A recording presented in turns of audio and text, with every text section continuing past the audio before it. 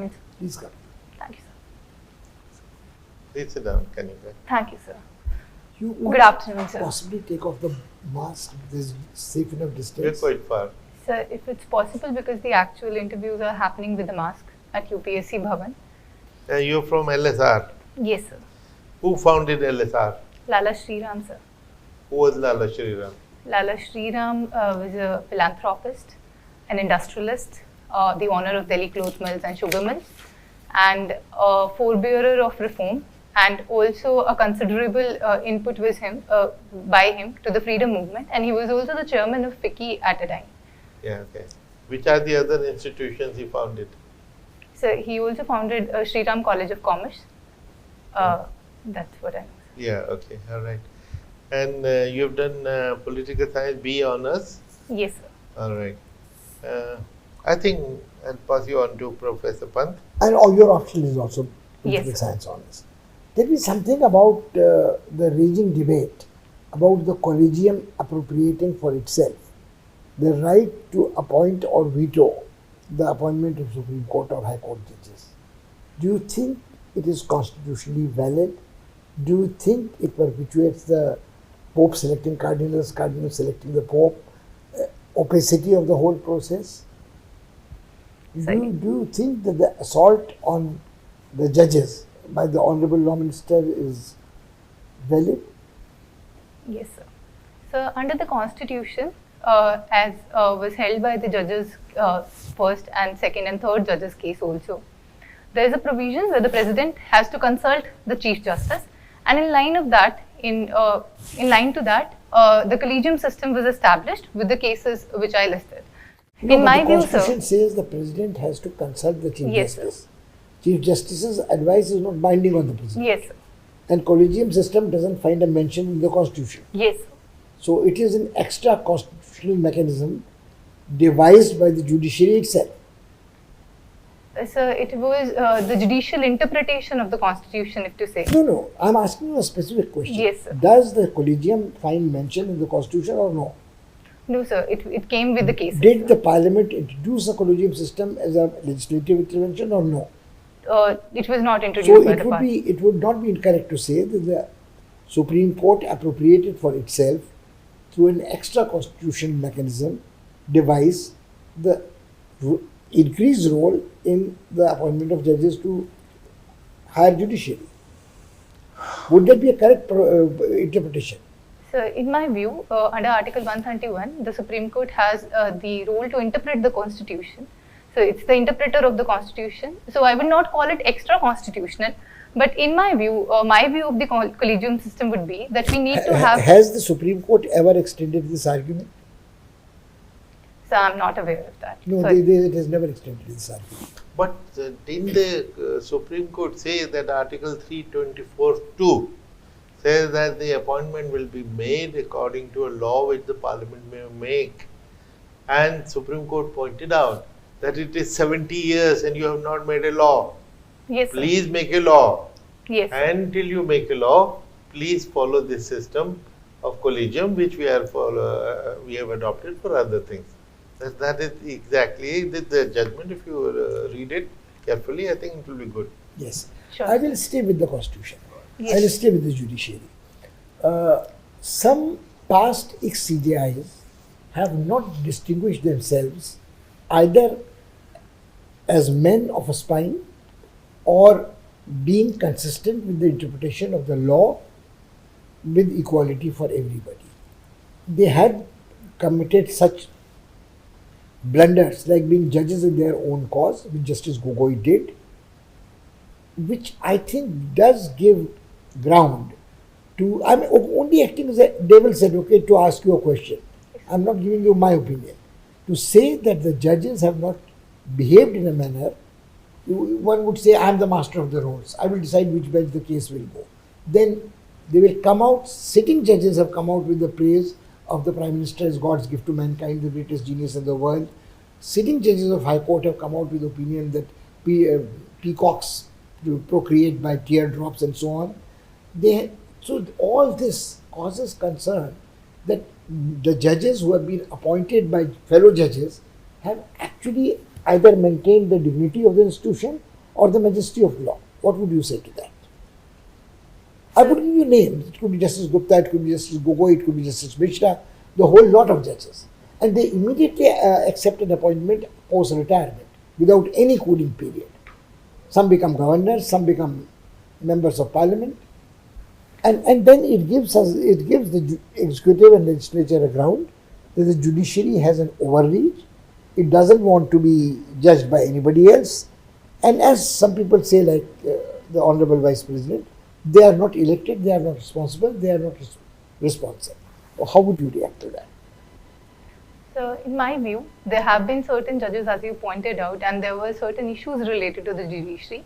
And we need to devise an institutional mechanism to tackle it, as you rightly said, that cooling off period, ensuring that the judges adhere to their oath. Coming to the collegium mechanism, my view on it would be that legislature, executive and the judiciary, there should be some mechanism that should be adopted that all three of them are coming together to appoint the judges.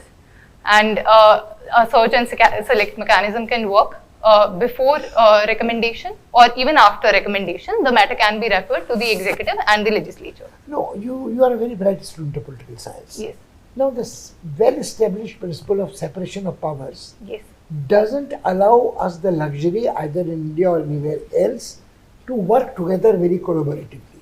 The judiciary, if it has to remain independent and autonomous, has to make the government accountable. There can be no question about that. There cannot be a cozy relationship with the executive or the legislature. So this, I think, must be kept in mind. Because at same generalization that it is possible that all three of them should work together, work collaboratively, doesn't make sense to me. I will pass you on to Mr. Swaroop. Thank you, sir. Kanika, have you heard the term wokeism? Yes, sir. What is wokeism?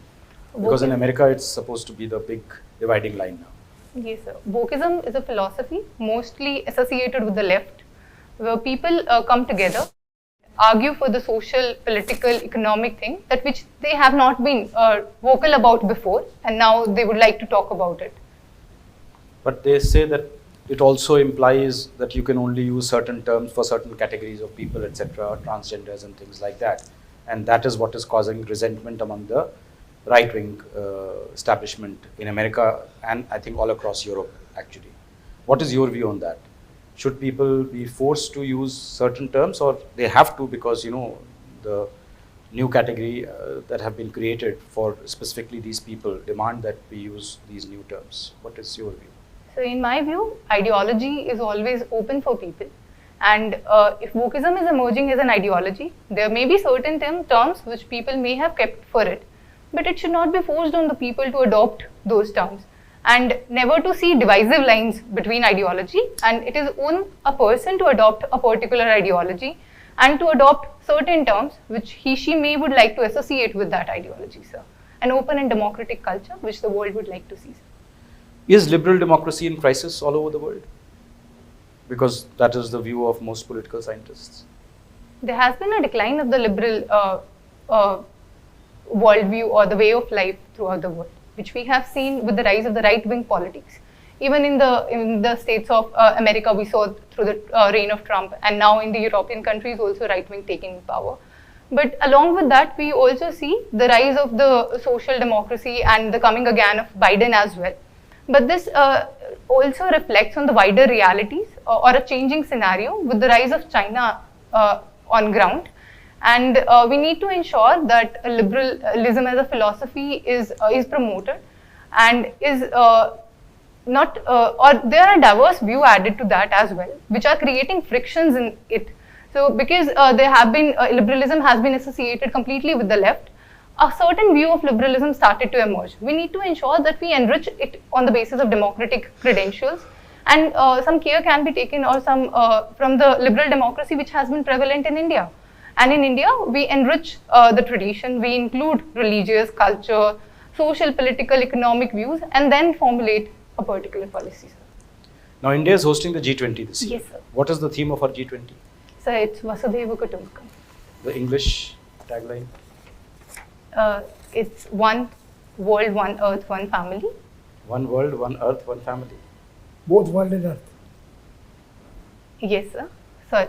No. What are the opportunities that the G20 presidency brings to India, and what are the challenges? Sorry, sir. It was one world. I'd like to read on what are the opportunities. The G20 presidency. Firstly, it brings an opportunity to increase India's soft power to the world. Second, to take forward the voice of the global South and to emerge as a leader of the global South. Second, thirdly, to improvise the multilateral institutions. And fourthly, because G20 is an important financial mechanism to shape a new international economic order and reform of the international political economic systems. So that is the opportunity. What are the challenges? Yes, sir. The challenges, because India is holding G20, one major, we have to ensure that the Russia-Ukraine war that is happening presently don't reduce the agenda, or we are not able to have a decisive or inclusive, decisive action-oriented agenda that we have set for the G20. Second, India is holding G20 in various cities. So administrative challenges, also certain states or countries have been raising certain arguments for the same. India has to diplomatically negotiate the tightrope. Thirdly, the financial mechanisms which are emerging as the global sphere is going through a post-economic recovery period.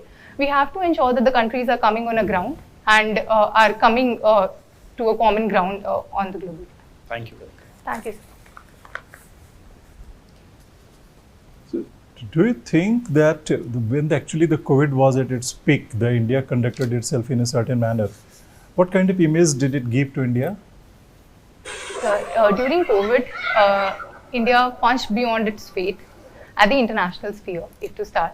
And it gave a very goodwill diplomacy image to India in the international sphere. At home, India has managed an economic recovery post-COVID.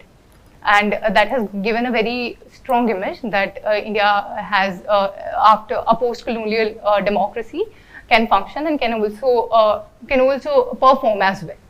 And thirdly, this has strengthened the image of a welfare and an inclusive and equitable state that we are, and ensure that the government is there for people and can help, and public health infrastructures and working on that can actually deliver.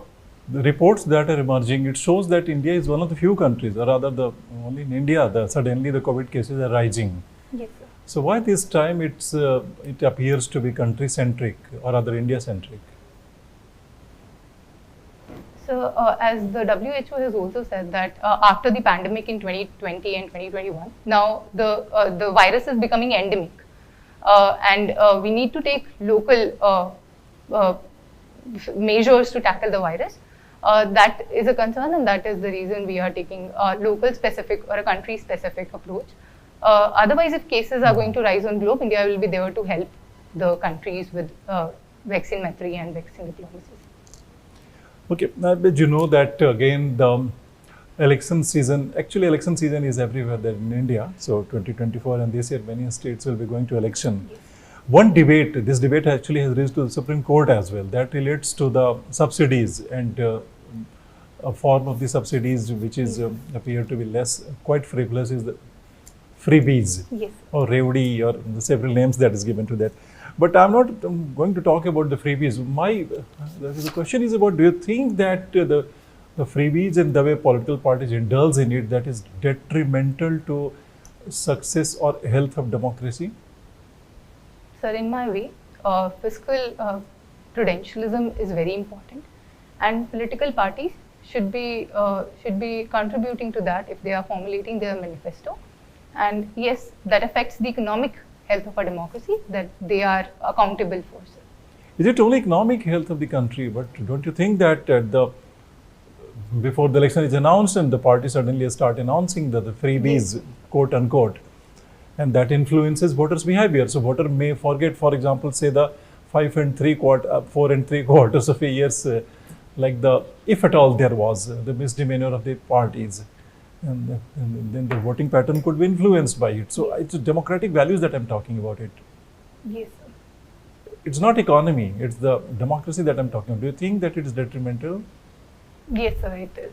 So should there be some kind of mechanism, a statutory mechanism, for example, that the freebies should be banned or barred, and how it can be decided? Yes, sir. There should be a statutory mechanism in my view, and it should be coming from the Election Commission, probably a model code of conduct which can be put up by the Election Commission, and can be decided by publicly releasing the manifestos, which the both parties release. There can be an analysis by the autonomous governmental institutions of that manifesto, or some research organization can be involved from multifarious, which a party themselves can recommend, if to say. And in that manner, if there is a possibility of a party giving a freebie, to an extent, or a certain military limit can be added to it, whereby it is affecting the voting behavior of people on ground, or may have an impact of voting behavior. Organization like CSDS locality can also be enlisted in that line, and this can work out. And pranayama is your interest or your hobby. Well, I have met some skeptics who think that the pranayama is simply nothing. The nature did not expect we to have some kind of the gymnastics with the respiratory system. Simply breathe like the animal kingdom breathes, and that would suffice. So, what would you say to the skeptics? So, not to have gymnastics with our respiratory system. In my view, pranayama is channelizing the vital energy. Pran here don't reflect. That is where the whole controversy starts. Where is vital energy, for example, where it's located? Is there something called vital energy? Yes, sir. It is located. So, pranayama divides the body into 5 parts, and the vital energy flows throughout the body as Udan, the lower part, then Saman from abdomen to the heart, and then Pranavayu, which flows from the heart to the throat, and then the Apanavayu at the lower part, and the Udanavayu from the throat to the head, and then the Vyanavayu flows throughout the body of a person. And that's the reason there is a vital energy that is there in the humans, which makes us a little different and not to breathe like ants. So, what disadvantage a lesser mortal would have who is just breathing the way the nature intended us to breathe? So, pranayama, as focus on the vital energy, it helps one to be psychologically focused, channelize one's thoughts in a particular direction. Also, a positive hormonal release, and not to regulates that. If a person is not practicing pranayama, then maybe less control over his or her emotions or the psychological health, but not on a physical health aspect. Okay, you are from Haryana? Yes. Has Haryana any stereotypical image like every other state? I am not being categorical only to Haryana. So one stereotypical image which had been added to Haryana was the lower sex ratio, or caste politics being prevalent in the states. So the sex ratio is improving in Haryana. Yes, sir. Thank you. Thank you, sir. Thank you. It's been very nice interacting with you. You are very articulate. You stay your ground, even when grilled, is all very nice. But I was a little disappointed when Ambassador Swaroop asked you about G20, and the government has spent so much money popularizing the slogan everywhere plastering, crores of rupees, hundreds of crores. When you said one world, one earth, and for a person of your intelligence, why one world and earth in the same slogan? So it happens, at times it slips, but that is the kind of slip you should guard against. Yes. Because the rest of it is just fine. Yes. It's one future at the end. One earth, one family, one future. And Yes. everything is interrelated. That's why it becomes important to retain the thing. Yes. I think you are all right. When is your interview? It's the 19th of April, sir. You don't have too much time, but you don't need too much time either. I hope you'll do well. So I gave one online MOOC as well. I know, I remember that. You seem to have improved your performance much better this time. My only request would be suggestion that don't appear as too stubborn. Like instance, when I was grilling you on the Constitution, Yes. I think Honorable Chairman gave you a very good answer. Yes. That the courts had no option in 70 years, not this government, but no government had passed a law for the appointment of the judges in higher judiciary, so they were left with no option but to have the collegium system. Yes. And it has many flaws, but that's the best we have at the moment. Yes. So if you get back to that section, article of the Constitution, Sure. it comes out much better than saying that in my view, I think Supreme Court in 131 can do to interpret. But this is not any question of interpreting the question, taking advantage of an article which says the government has not done anything. You did very well. I think you should do very well. Is this your first chance at the UPSC? It's my second. And what happened in second last time? Last time I scored 160. You need to score much more than that. I You think deserve 180 plus. No, you do very well. Just don't lose your cool. When you are put under pressure, it is not to make you rag you. It is basically to prepare you for a grilling where you hold your ground and without unreason. So I don't think there is much to advise to you. Don't waste your time with any more mocks. Revise your DAF, revise your notes. You should do very well. What is sex ratio of Haryana now? Now it has improved to 924, sir. 924. Very nice. What is the national sex ratio? 943, sir. 940. Not 943. So 924. We have done very well. Yes. Good luck to you. All the best. So was I hitting the substance of the question now? Or I was missing? No, I think you gave a very good answer on the challenges and on the opportunities. You just forgot the slogan. That is unexpected because a person of you are. That is my trick question, you see, and 90% of candidates are fumbling on that. 90% of candidates are not remembering the slogan. Start with the earth. Yes. Most people are saying one word, one earth. Don't worry. Good luck. So for the PSIR part, were my answers analytical enough Yes. to the As point? I said, Nothing. we have found no flaw at all in your performance. We expect You are very good. You should be in the top 10 if you have done your mains very well. You Okay. should be scoring very high. Also, was my voice loud enough No, to reach? it's good. If you insist, now that you have removed the mask, it's coming back better. But It was loud enough even it earlier. was loud Now enough. We could better. hear you. No problem. Good luck. Voice and pitch and emotion, everything is good. You should not obsess. Almost everything you are doing right. Any Don't be suggestions? If there are, it's not about the date. I'm a fast learner and I'll improve on myself. If the board has to give me any suggestions. I would say that One suggestion, Yes, sir. master your DAF. Just pick up your Sure, DAF, sir. you have 10 days and identify 100 possible questions yourself. I have Or maybe identified- 110, 120. Sure, sir. The more you do that, there will be no surprise for you then. And of course, newspapers and current affairs like a textbook. and this is in any case not a test of your knowledge. Correct. It's a test of your personality. Don't worry about that. You'll do very, very well. So for the Russia-Ukraine war, the Ukrainian foreign minister is to visit us tomorrow. So if the board asks me, what would be your say on India mediating between Russia and Ukraine and China you say that mediating? we are very well positioned and but the thing is, a mediator enters a conflict situation if there is a hope of solution. You don't enter a mediatory this thing. You say right now the positions are so far apart that any offer of mediation would go nowhere. As the Turkish has gone nowhere, the Chinese has even dropped it. So why, fools Russian where angels fear to tread.